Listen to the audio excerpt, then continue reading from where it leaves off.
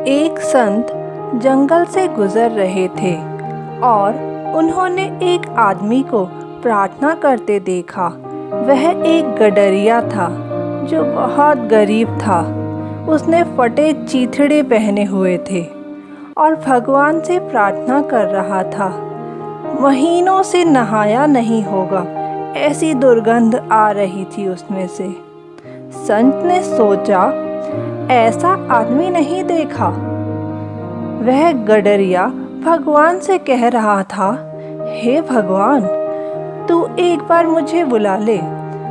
ऐसी तेरी सेवा करूँगा कि तू भी खुश हो जाएगा। पाँव दबाने में मेरी कोई बराबरी नहीं कर सकता। पैर तो मैं ऐसे दबाता हूँ कि तेरा दिल भी बाग बाग हो जाएगा और तुझे घिस घिस कर नहलाऊंगा और तेरे सिर से सारी जुएं भी निकाल दूंगा। अब यह बात संत को बर्दाश्त से बाहर हो गई कि यह आदमी क्या कह रहा है। मैं रोटी भी अच्छी बनाता हूँ, सब्जी भी अच्छी बनाता हूँ, रोज भोजन भी बना दूंगा। तू जब थका मांदा आएगा तो तेरे पैर भी दबा दूंगा, नहला भी दूंगा। तू एक बार मुझे मौका तो दे। संत ने गुस्से से कहा, अब चुप हो जाओ अज्ञानी। तू क्या बातें कर रहा है? तू किससे बातें कर रहा है? भगवान से?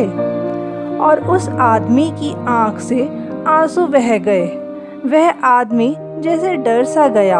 आदमी बोला, मुझे क्षमा कर दे, क्या मुझसे कोई गलती हो गई? संत ने कहा, इससे बड़ी और क्या गलती हो सकती है? भगवान को जुएं पड़ गई। उसके पैर दबाने वाला कोई नहीं है, उसका कोई भोजन बनाने वाला नहीं है। तू भोजन बनाएगा और घिस घिस कर नहलाएगा। तूने क्या समझा है, भगवान कोई गडरिया है? वह गडरिया रोने लगा। उसने संत के पैर पकड़ लिए। उसने कहा, मुझे क्षमा कर दो। उसने कहा, मुझे ये पता ही नहीं, मैं तो अनपढ़ गंवार हूँ। ना मुझे शास्त्र का ज्ञान, ना कोई अक्षर ज्ञान। यहीं पहाड़ी पर इसी जंगल में भेड़ों के साथ ही रहता हूँ। मुझे माफ़ कर दो। मैं अब कभी ऐसी गलती नहीं करूँगा, मगर मुझे ठीक ठीक प्रार्थना करना सिखा दो। संत ने उसे ठीक ठीक प्रार्थना करना सिखाई। वह गडरिया बोला, यह तो बहुत कठिन है, यह तो मैं भूल ही जाऊंगा, यह तो मैं याद ही नहीं रख सकता। आप फिर से दोहरा दो।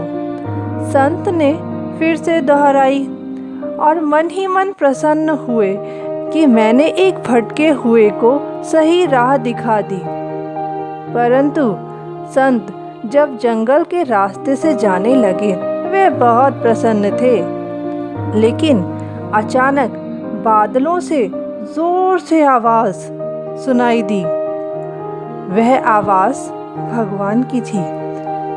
भगवान की आवाज़ आई, महात्मन, मैंने तुझे दुनिया में भेजा था कि तू मुझे लोगों से जोड़ने का काम करेगा, परंतु तुमने तो तोड़ना शुरू कर दिया। अब संत घबरा गए और उनके हाथ पैर कांपने लगे। संत ने कहा, क्या कह रहे हैं भगवान?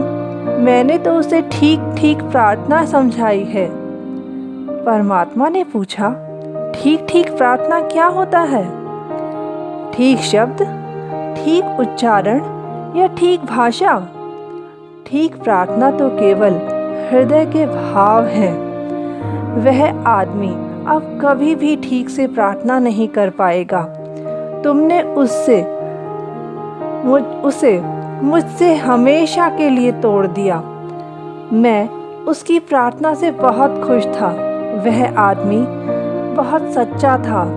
वह बहुत हृदय से बातें करता था और मैं रोज़ उसकी प्रतीक्षा भी करता था। इससे कोई फर्क नहीं पड़ता कि हमारे शब्द क्या हैं।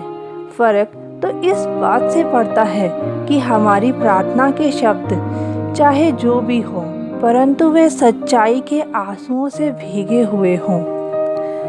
जब हमारे शब्द आंसुओं से भीग जाते हैं तो उनमें हजारों फूल खिल जाते हैं, और ईश्वर भी केवल इन्हीं भावों का भूखा है। ईश्वर को अपने शब्दों के जाल में कोई नहीं फंसा सकता। ईश्वर तो सदैव सच्चे भावनाओं के जाल में बंधने के लिए स्वयं तैयार रहते हैं। यही है सिर्फ ईश्वर की मांग, सच्चाई, सच्चाई भरे आंसू। तो कैसी लगी आपको मेरी ये कहानी? अगर पसंद आई हो तो इसे लाइक ज़रूर करें और अपने दोस्तों के साथ शेयर भी करें। और हाँ, मेरे चैनल को सब्सक्राइब करना बिल्कुल भी ना भूलें। Thank you.